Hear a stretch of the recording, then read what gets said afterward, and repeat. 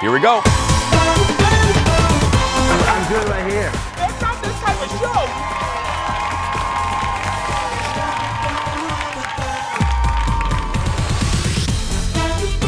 Welcome, everybody. Happy Monday to you and yours and yours and yours. Hope you had a good one. I know I did. I have my Shawshank Redemption calendar in my house. I'm just counting down to spring, just trying to get through. That's what we're going to do. We're going to try to get you through this never-ending winter with a smile on your face. She puts a smile on my face. Give it up for my good buddy, Shane Wells. Hey, hello, thanks. sweetie. How's your weekend? So relaxed and rested for the weekend. It is. It feels great. There is a peace in the studio today. You know why there's a peace in the studio? Nobody's here. It's very quiet for a Monday. A little eerie. Hey, you know what? I don't mind this for a Monday. You know what I mean? All of you watching, you know how Mondays are. You're stuck in the house with the family, and then Monday, it's just you want a little peace and quiet, don't you? That's why we wanted to give this to you, Jason. Thank you. Just for you. Just us. Yeah. How you doing? You doing well? Yeah. Okay. Doing good, and I'm excited to hear the latest on your travel adventures. Oh, well, yeah, speaking of that, today, we're really excited. You guys really, all of you watching, responded really well when we do these shows where we kind of focus on one thing. You loved the show where we all gave tips, our favorite tips. Shane is still getting asked about her hair. Our executive producer, Jeff, is still getting people asking about his air fryer.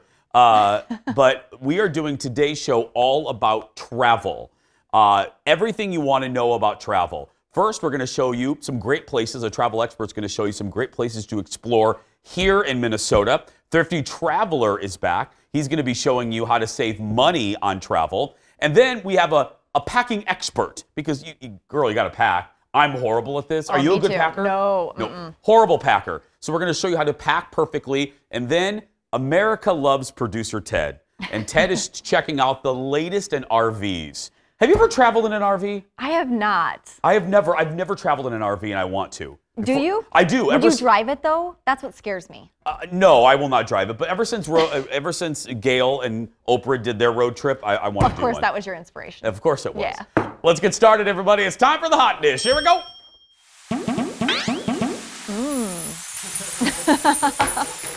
That was good. I like that one. Let's get started. Thanks to the success of Netflix, we got your Hulu, we got our favorite YouTube, Jason Show TV. Streaming is the future of TV. It really is. And it seems like we hear about a new streaming service every week or so, right, Shane? Right, Shane? Yes, we sure do. We sure do. Every week, I tell Shane something else she has to pay for. Well, a new survey asked folks what they think they spend every month on subscriptions to things like streaming, as well as cell phones, Wi-Fi, and dating apps. So make sure you keep that in mind when we're telling you these numbers. The survey from the consulting firm Waterstone Management Group found that the average person, Shana Rooney, I don't know why I just called you that, believes they spend around $80 a month for all of that. To which I say, you are lying. Hogwash. That is $80. That's like half a cable bill. That is like one cell phone bill. That does not count subscriptions. No, that's one line. We're not even I don't want to tell you how much we pay for cable. It's embarrassing. You don't want to know how much I pay for all of the streaming services plus cable. We've made you add it up before. I did. It was terrifying to you when you sat there and counted. It's awful. Okay, here's the deal. It's more like $237 on average. About 3 times that estimate. Yeah. And I even think it's more than that for us. It's more than that for me. Yeah. It proves that, look, in this age, everyone's talking about cord cutting. And it's only $8. It's only $7 here. It's $6 here. It all adds up. But I'm guilty because when I see, YouTube, they call it YouTube Red or YouTube Plus. Yeah, YouTube Red. YouTube Red, it's only $11. Okay, that's fine. Oh, Netflix, that's only $11. Oh, Hulu, there's $30 right there. But you're getting like separate bills, so you're right. They don't look big, but if you consolidated them to one, you'd probably... Well, also, too, if you're like me and you do the automatic bill pay, I don't see the money going out. That's dangerous. Yeah, I know. That's like going to Target when you don't have a really set list. Oh. Also dangerous. You go in there for paper towel, and before you know it, you buy like a palm tree, and $400 later. I mentioned palm. No, don't laugh. I really did walk in there a couple Sundays ago for my Sunday targeteering. No, I go to, Target number 1 in Roseville. That's my Target. And I went there for literally paper towel and dog bones. We walked into the home goods section by where Joanna Gaines sells her millionth product, and there's a giant palm tree. And I thought that would look good in the bathroom. I walked on Target with a giant palm tree. I'd like to think winter made you do that too. I should bring a picture of that, yeah. Next in the dish, whether you want to admit it in public, there is a good chance we all eat something that other folks would find a little odd. If you're our executive producer, Jeff, a lot of stuff. Remember this classic scene from The Breakfast Club? Look at this.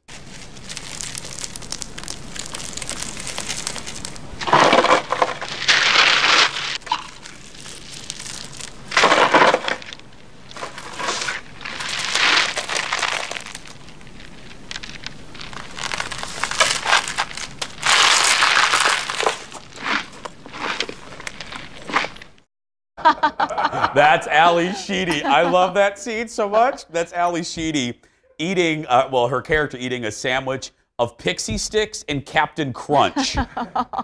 That's so disgusting, but I love that scene. Recently, an NPR host asked people on Twitter about their weird eating habits as a kid.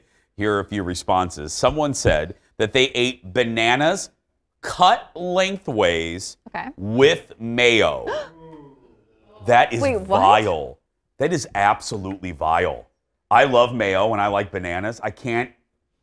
Let me think of the flavor profile. No, don't think about the flavor profile. Let's not make people do that. No, that's gross. They're eating breakfast. That's disgusting. Yeah. Another person ate crushed up Doritos on ice cream. Okay, now this isn't so odd. I remember, didn't we have the dairy people on for the fair and they had like a nacho ice cream? Oh. Remember that? Yeah. So. But I didn't like it. That sounds okay compared to like mayonnaise and a banana. Yeah, but I wouldn't want crushed up Doritos in my ice cream. That's disgusting. Someone else dipped uncooked pasta in peanut butter and ate it. Well, I did that in my 20s just because I was po, but I mean, you know what I mean? Yeah, I'll put peanut butter on anything, so I can't judge that one. My favorite story like this is when Oprah, she was so poor in her 20s that she would eat, when she was trying to diet, there's nothing else in her refrigerator. And so she ate their only thing in her house was frozen hot dog buns and syrup. So she pulled the frozen hot dog buns out of the freezer, poured syrup on it, and ate it. And like a really sad pancake. A very sad pancake. That's exactly what it is. Yeah. And staying on pasta, instead of marinara sauce, one person revealed they ate plain spaghetti with Diet Coke as the sauce. Oh. That is disgusting. No. We gotta try that. No. You're not a little curious? No. Is there a weird thing? Is there a weird thing that you ate like as a kid, or you still kind of do that people would consider odd? I love those green beans in cans, like not fresh ones, and I put them with everything. I'll mix them into any dinner. Oh, really? Yeah. You? My mom used to make. Hi, Dar. My mom used to make. She called it hamburger Mexicana. And it's ground hamburger, corn, and tomato soup. Like, what's the consistency? What you think it is. I mean, I loved it. I could make it right now and love it. I was going to say, would you still eat it? Oh, yeah, you cook that up. It is really, really good. Yeah, Mom, if you're watching, I think I got that recipe right. It's 3 darn things. I hope you didn't mess that up. I hope. If I mess it up, that's really pathetic. But yeah, she called it hamburger Mexicana. I like the name. Hamburger, I know. Yeah. And it was, hamburger. And that was really the only weird thing that I ate, other than a whole gallon of sherbet when I was grounded. And now I can't eat rainbow sherbet. Again. I can't even, the smell of sherbet. I was grounded for spray painting a bad word on my garage door. We got a new house. And the neighbor girl, Tanya, taught me how to say the S word or spell the S word. So on our brand new house, when I was like 6 years old, I spray painted the S word, and I was grounded to my room, and I snuck out to eat, and I grabbed one of those family tubs of ice cream, and it was rainbow sherbet, and I ate the entire tub. Ate your feelings. And got sick everywhere. And to this day, even the thought of rainbow sherbet, nope. Next up, we all enjoy the occasional me time. I call it taking a dip in Lake Jason to watch trashy shows. What? What? Why is that funny? I do when I have quality. It's so pretentious. No, it's not pretentious. Yes, it is. No, when I have whatever. Taking a dip in the Jason Lake. What was it? No, get it right. If you're gonna call me pretentious, get it right. No, I said when I'm having a me time, like alone, I say I'm taking a dip in Lake Jason. Why is that anyway? If you just want to be alone to do some online shopping just in peace, a new study reveals what most of us consider the perfect amount of free time. The answer, 2.5 hours a day. That's it. Bump that up a little bit, girl. Bump it up like that cable bill. That's according to research of more than 35,000 people from UCLA and the University of Pennsylvania. Less than 2.5 hours made people feel less satisfied with their life. Yeah, and more than that made people feel like their life didn't have a purpose. Wow. Yes, 2.5 hours of me time a week would be awesome. I was going to say, okay, you're a mother and we have like a minute to go, but you're a mother and your husband doesn't watch, so you can say whatever you want. If you had a perfect situation, like a free nanny, okay, what would you love? How many hours a day would you like to take a dip in Lake Shane? Oh, well, right now, because it never happens, I would love like a full 24 hours to myself to do but on the regular, I want it. On the regular, yeah, like an hour to even watch a show and eat without rushing would be like awesome. Yeah. Which sounds like not a lot, but that is. I would like 4.5 hours. Oh my God. No, I would. No. You get 4.5 a day. I would like 4.5 hours of alone time. I'm a hermit. This isn't exciting. I go home and I don't want to leave. I'm a hermit. Guys, like I said, we have such a great show all about travel. I think you're going to like it. Grab another beverage and meet us back here in just a few minutes. Back after this. Pack your bags. We're off on an adventure today on The Jason Show.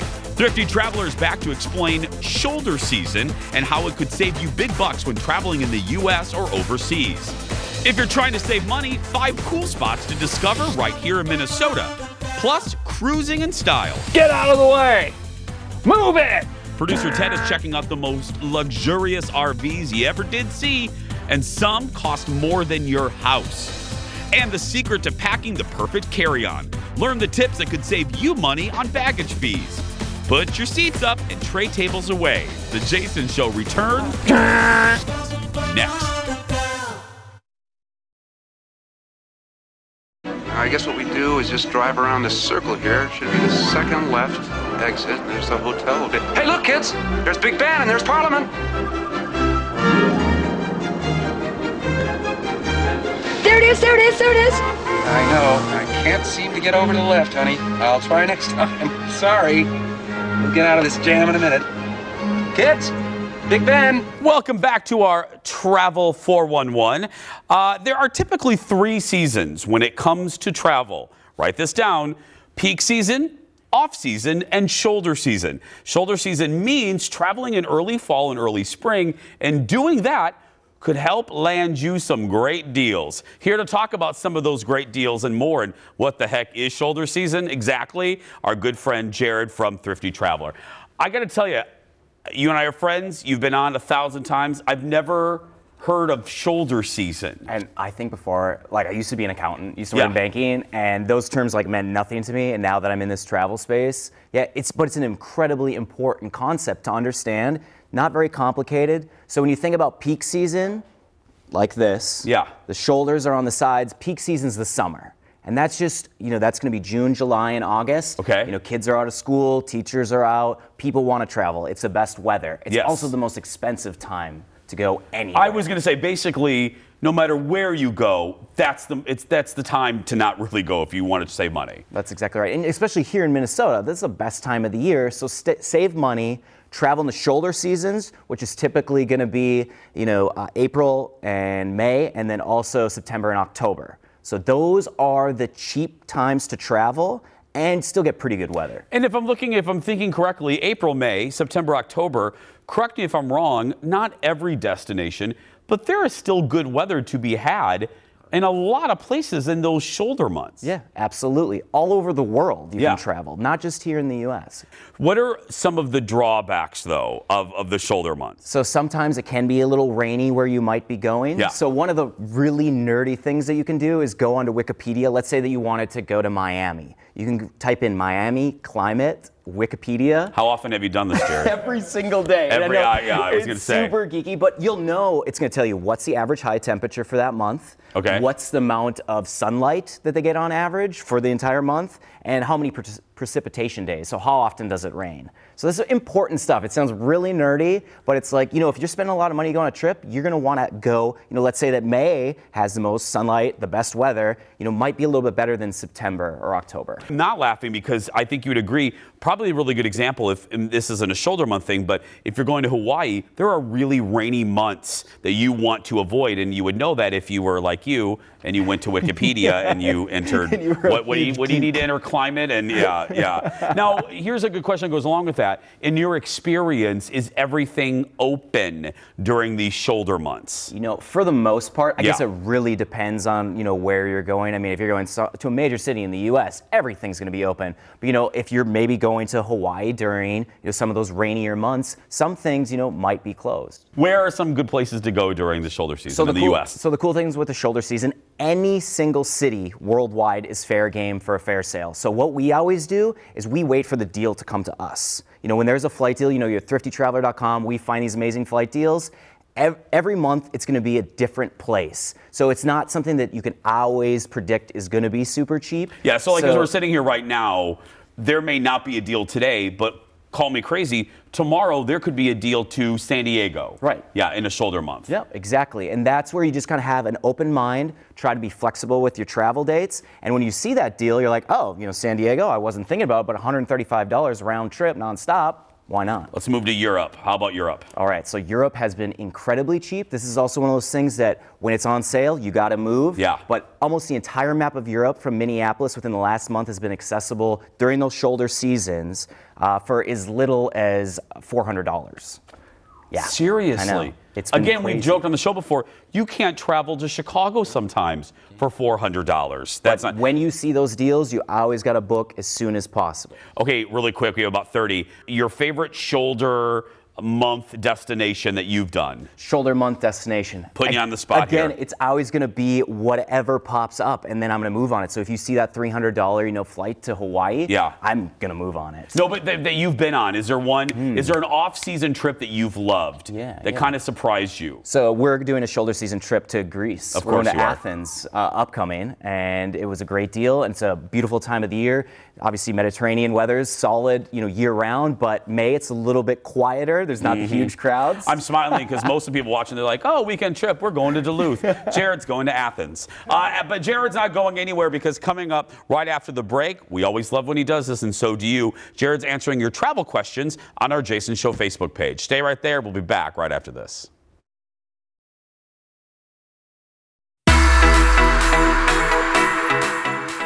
Welcome back to our travel show. Jared from Thrifty Travelers here. And don't forget, we'll say this at the beginning, the tip, the tail of the whole thing. If you travel a lot, sign up for Thrifty Traveler. Believe me, it won't pay me. I'm just telling you because I use it and it's really helped me. Let's get to some questions. Every time we have you on, people love to ask you questions. This first one comes from Christine.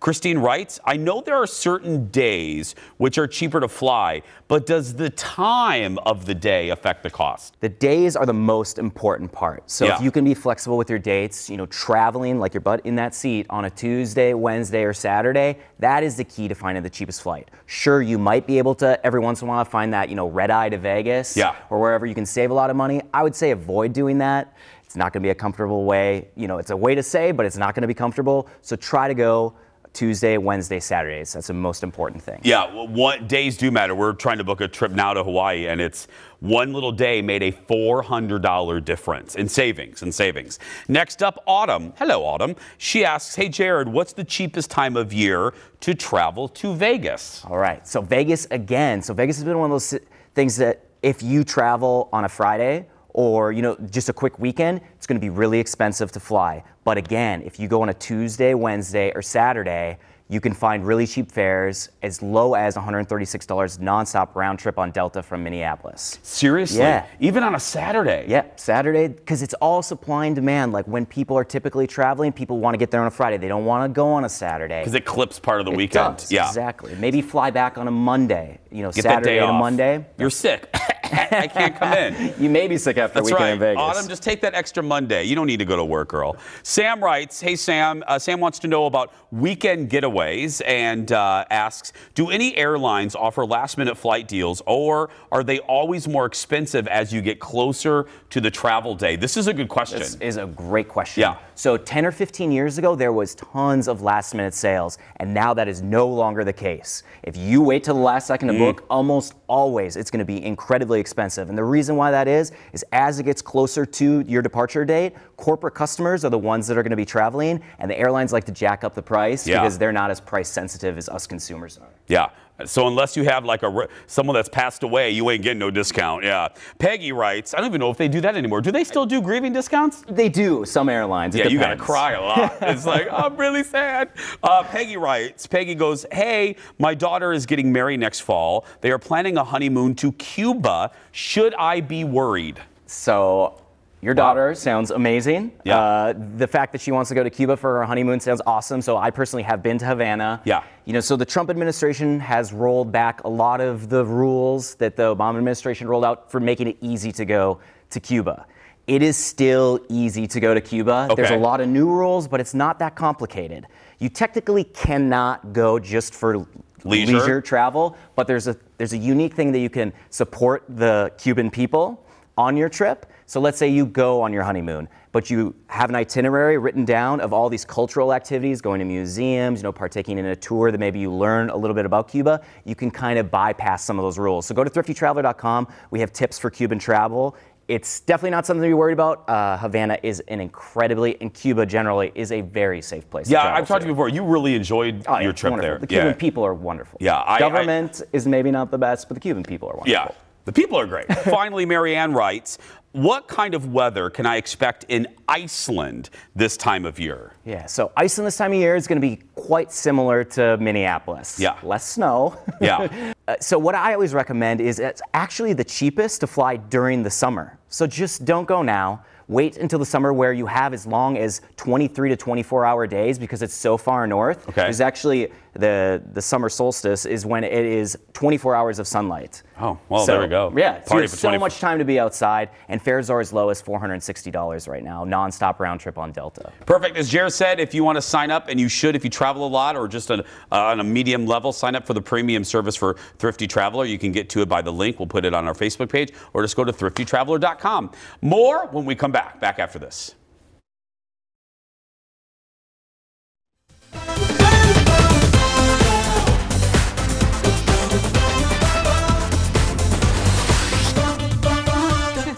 Welcome back, everybody, to our Travel 411 show. Going on vacation is always a thrill, always. But before you get to the airport or put that car in gear, you got to pack. And learning the best way to pack doesn't only make travel a little easier, it can also save you actually big bucks in baggage fees.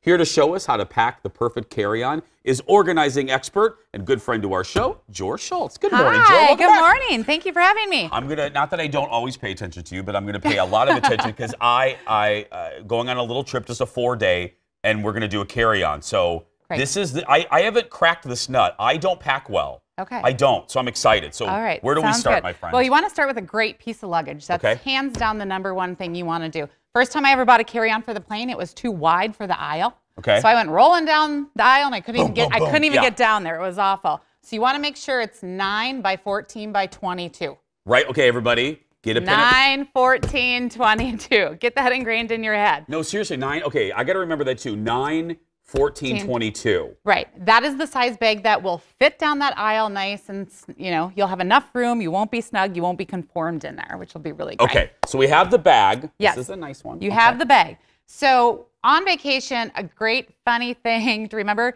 bigger is not better when you're packing. Yeah. Okay? You want to wear your bulkiest clothes, your sweaters, your boots, your winter coats. We all live in the Midwest. And then when you're going down from your normal wallet to a travel size wallet or a travel bag, you don't want to bring your whole wallet. No. You want to bring something a little bit more compact. One ID, your medical card, and 1 or 2 credit cards max. That's all you want on you. And I love that you said this, especially because of the time of the year that we're in. Yes. If you need, because look, if you're going to a warm destination, you're going to obviously want to wear something warm when you come back and face this winter. Right. So where you're saying wear the bulky item, don't overly pack bulky items, wear on the trip. Right. And if you're coming back to the cold like travel. we are, you can wear that same outfit you wore on the plane way back. Because nobody cares. Nobody cares. Nobody sees it. Yeah. So we're going to wear our bulky items. Okay. We also want items that are multifunctional. This is a great little pashmina. There's also scarves. I put this around me on the plane when I get cold, which is a great thing instead of having a bulky jacket. If I'm flying to Las Vegas all the time, sometimes I leave my coat in the car, whoever brought me there. Yeah. Because then I can just take this on the plane when I'm getting to that cold environment. How's Vegas been lately? Fun.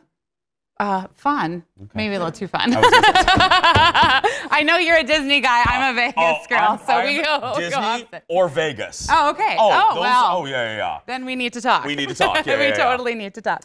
So the great debate, rolling versus folding. People ask me this all the time, and I'm going to show you. It's really a combination of both, no matter how you do it. Okay. And we're going to demo underwear. Great. So, because I know. Because when you think women's underwear, you think Jace. Yeah, right. Okay. So it's just a small demo to show you that you fold it and then you kind of roll it. And we're going to use a packing cube too. So we'll talk a little bit about that. Packing cube? What is a packing cube? We'll get to there. Okay, thank you. So you want to take your piece of clothing, whether it's underwear or a shirt or boxers, whatever you wear, okay? We're going to make believe a little bit. Should I move these shoes? Let me move these. I want to be next to you. So, okay, all right. I've never folded women's underwear before. Well, okay? Here you go. First time for everything. Okay. So you want to fold in the sides. And then you want to roll. And these are new. I did tell Jason. So no, I did not bring my personal. You're welcome. That's You're right. so welcome. And then you want to roll. Okay. This is a packing cube. So packing cubes kind of keep your things separate. Put my panties in here. You put your panties in there. That's right. And then once you fill it up, it kind of helps with the compression too. So then when you open and you're looking for that new pair of underwear when you're on vacation. Where is that it's going to be right in your packing cube ready to go. So a couple things. Okay. That was good. I was impressed. I was very impressed. Yeah, okay. Very impressed. So folding versus rolling, it kind of depends on the clothing and the material that it's made out of. I like to be prepared for everything when I'm on vacation. I kind of have that Mary Poppins bag. My girlfriends always laugh at me about that. But you don't have to always be prepared on vacation. So rolling versus folding, these pants are rolled, these are folded. Whatever you have left space in your bag, fold or roll. I typically roll my pants. You typically, another rule, roll. I fold the pants in half and then I roll them. So it's always a combination of both. Okay.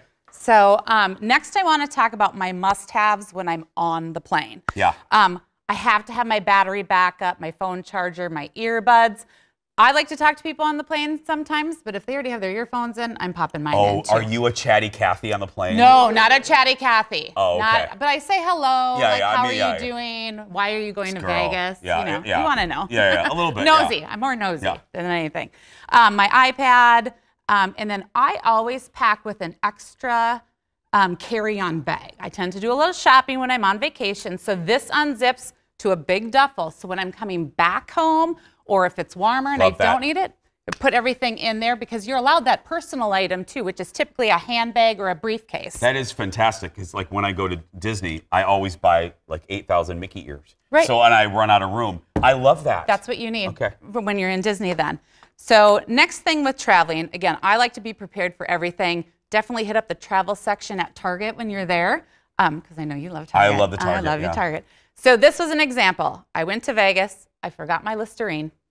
At Target, Listerine goes for about $149 in the travel section. In the Vegas kiosks in the mall, it goes for $8.79, and that is honest truth. I will have some funky mouth. I'm not paying. I'd rather have fun. I'm not paying $9 in Vegas. So there's a big sticker shock. So I always like to have, wet wipes, some Tylenol, some sanitizer, and some snacks with me on the plane prior to getting on the plane. Otherwise, you're gonna get charged a bunch just with the little necessities Don't pay that you need. Or just have some nasty mouth. Organizing expert Joel Schultz. For more of Joel's tips, we made it very easy. Check out our website, jorganized, get it, .com. And if you missed any of our tips, we'll be posting this segment on our Facebook page. Just search for Jason Show TV, and of course, we're on YouTube as well. Still to come on this travel-themed show, 5 great spots to visit in Minnesota, perfect for a great weekend trip. We'll be right back. But first, it's the ultimate way to go camping. Forget tents. We're going all out in the biggest and coolest RVs. Producer Ted checks out the ultimate driving campers that cost more than your average house, and we are not kidding. Back after this.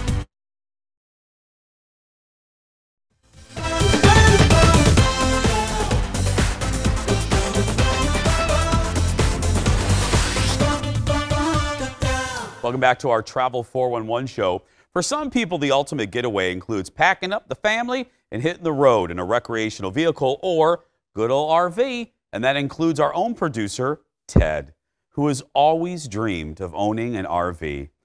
Is that true? Did we make that up for the sake of the show? As part of our travel show, everybody, we sent Ted to Brambilla's RV in Shakopee to check out the latest in living the RV life. Ladies and gentlemen, it's time for America Loves Ted. Well, when I was a child, my dream was to buy some kind of a vehicle and park it in my parents' driveway. What vehicle was that? One of these. Free rent. So here to help me with my dream, we turn to the experts. Chandler from Brambilla's RV. Chandler, here's the dream, here's the deal. All right. I need to buy an RV and park it in my parents' driveway. Beautiful. And we're gonna be able to get you to park in the driveway, hook up to your mom's house, and live your dream. 5-year-old me is just jumping for joy right now. So Ted, what I have here for you is our starter class A. It's called the Sunstar, and it's the entry-level price point. Got a powered awning for you to keep your rain out. You can cook in the sun. When you go inside, it's gonna have couches, a dinette for eating, a full kitchen, a private bedroom, and a private bath for you. What are the things I and other people need to think about before we go in for the plunge? Yeah, exactly. It's a big change from living in a home. So what you're gonna need to double everything you have in your household and put it in here. How much stuff do you own?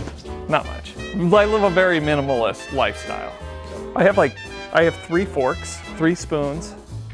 I have a lot of knives. Got a TV. I do have an extra TV in my closet. So you have silverware and 2 televisions? Yeah. It has a silverware tray for you, so you can put your 3 spoons and 3 knives, or excuse me, knife set and 3 forks. And it also comes already with bedding, so you don't even have to buy that. Well, I guess I wouldn't need a washer and dryer because I would just take it in my parents' house. Exactly. Perfect. What if I'm feeling a little bit more like I want to take it up a notch? If you want to live the sweet life, I've got just the thing for you. Follow me. Let's go check it out. All right, Ted. This is it. What do you think? Ooh. Ah. We have the LG TV. We got the Bose sound system and a fireplace for you. It is a solid surface countertop with an induction stove. You have a dishwasher, Ted. Whoa. No more hand washing those utensils. For you, check this out. You don't even have to go into the parents' house because What? we've got the washer and dryer for you. Oh my inside. goodness. Gosh. My mom will love doing my laundry out here. Yeah. Welcome to your private master bedroom. Oh. King bed. Once again, another TV for you. 2 wardrobes.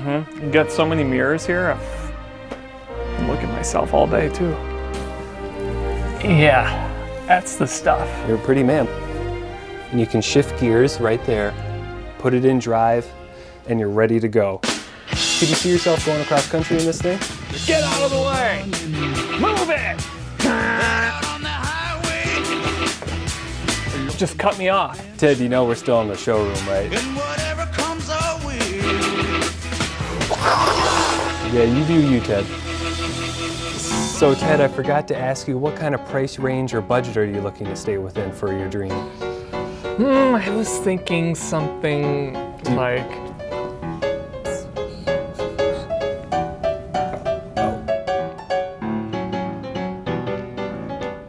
Van down by the river, Ted. Van down by the river. In a band down by the river. Wow. Producer Ted joins us from the control room. Buddy, seriously, how much was it? That one was $350,000. I'm sorry, what? $350, and the cheap one was like $125. Are you kidding? I really didn't know before the segment started, because when we were teasing it and saying it was as expensive as a house, I thought we were just being a little dramatic. Oh my goodness. That thing, and this is what I thought too, Ted, I think you'll be with me.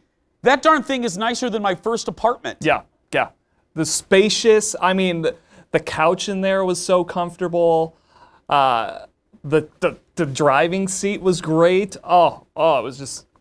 And correct me if I'm wrong, was there like ceramic tile in that thing? Oh yeah, top of the line stuff at Brambilla's. Unbelievable. You didn't get it, did you, Ted? You didn't buy that, did you? No, I tried to talk them down a little bit, but they weren't really in the negotiating. We got to go really quick though, Ted. Give them a shout out. Where are they located? Do you remember? Brambilla's in Shakopee across from Valley Fair. Thanks, guys. We really appreciate it. Have us back again when you get a new model. Still to come, everybody. You don't have to get on a plane to go on a great getaway. Travel blogger Lindsey is here with her picks for 5 great cities to visit right here in Minnesota, all within driving distance of the Twin Cities. That and more as our travel show continues right after this.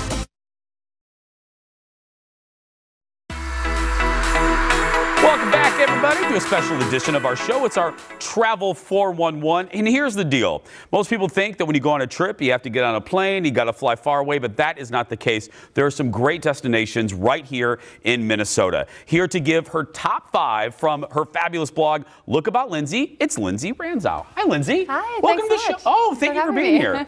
So you were I want to start with this because our buddy Thrifty Traveler was on once, and I loved this topic of the importance of travel. And I know some people go, well, yeah, but I don't think it really sinks in for people. Talk to me a little bit about that. Yeah, so a lot of people think exactly what you said. Traveling means you have to hop on a plane, spend a bunch of money, take a week-long vacation of PTO. And I travel a lot for work, so I'm, kind of extending my trips into weekends. And people would always ask me, how do I get to travel more?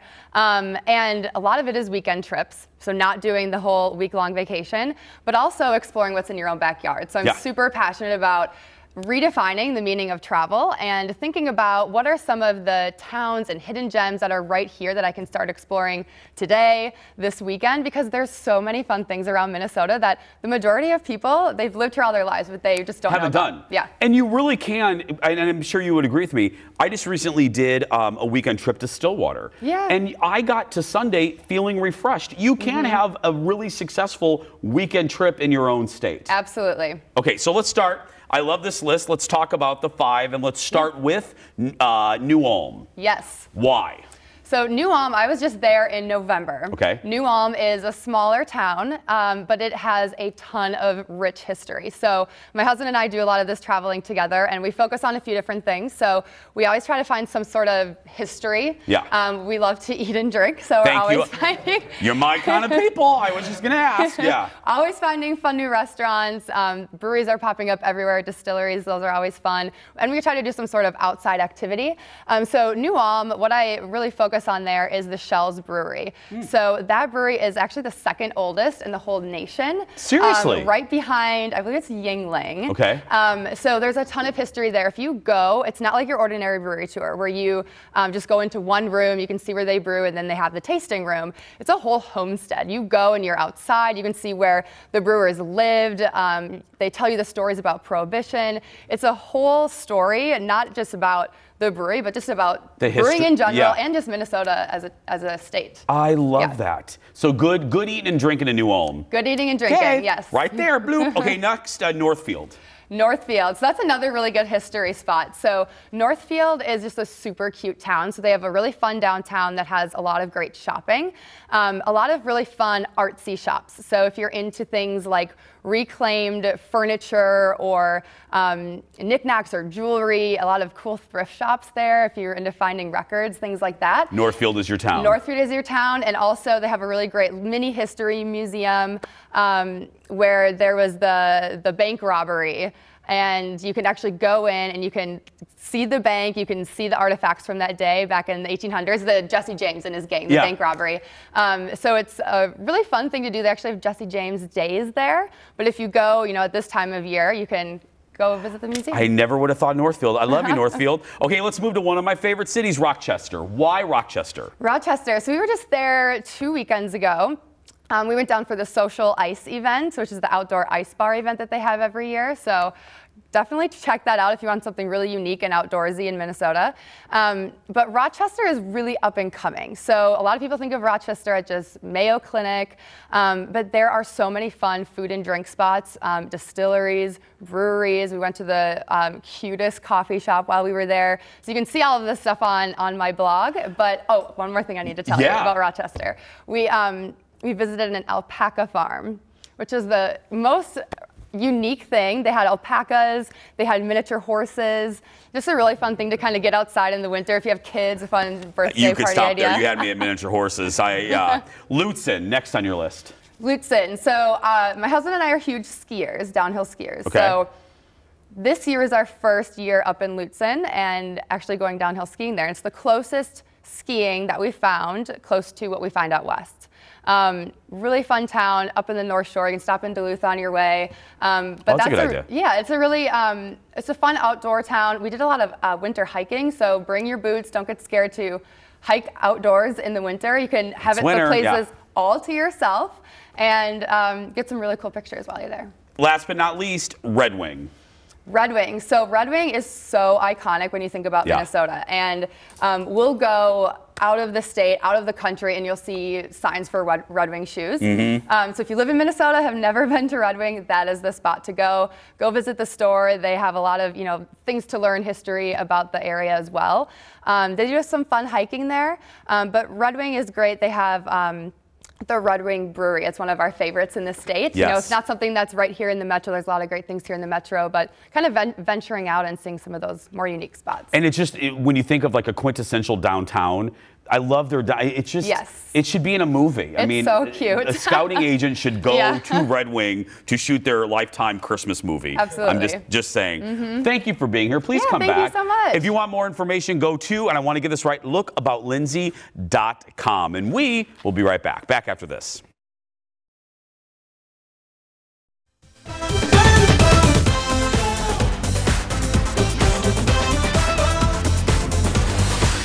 Welcome back, everybody, to our Travel 411 show. Shane's back here on the good old couch. Now, we all have good and bad travel experiences, and we wanted to share some of our best and worst vacation memories.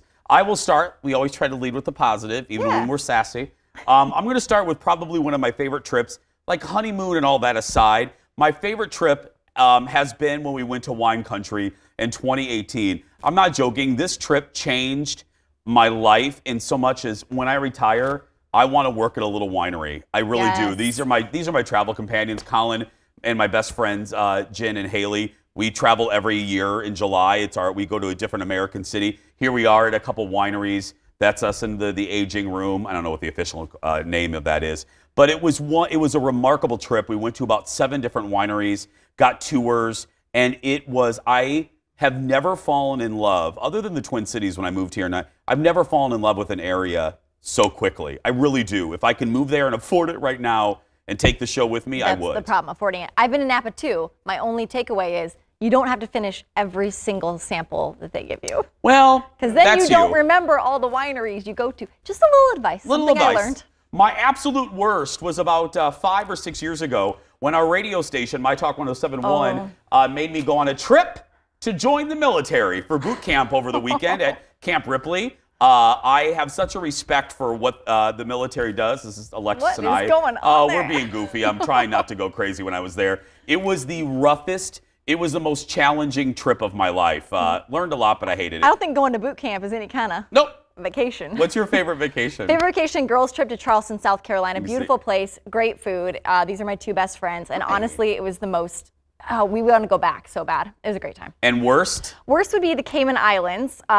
Despite the picture that we may or may not have, we took a child, and that was what we shouldn't have done. This is you. You look happy though, Shane. Again, beautiful pictures, but it wasn't a resort made for kids.